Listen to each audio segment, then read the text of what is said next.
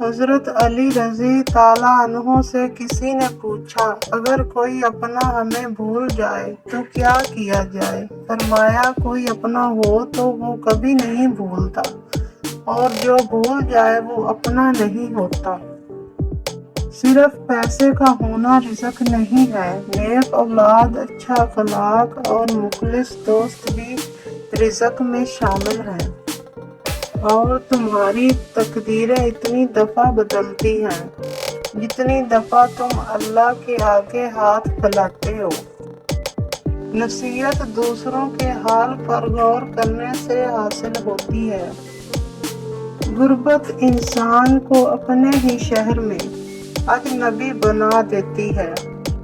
اپنی خوشی کے لیے کسی دوسرے کی خوشی خاک میں مت ملاؤ، تمہاری وہ خوشی بیکار ہے جس کے پیچھے کسی کے آنسو ہوں۔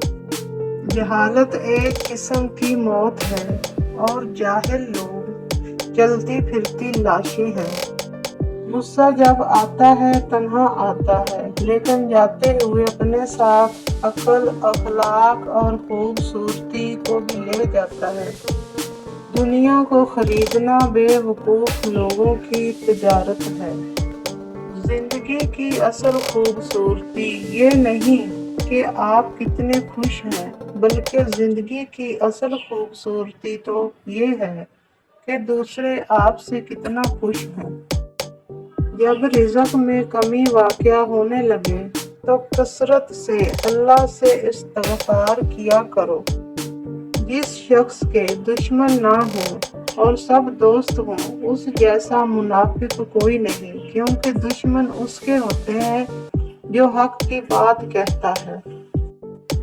برے انسان کی صحبت سے پرہیز کرو، کیونکہ وہ تلوار کی طرح ہے، دیکھنے میں خوبصورت اور اثر میں خطرناک۔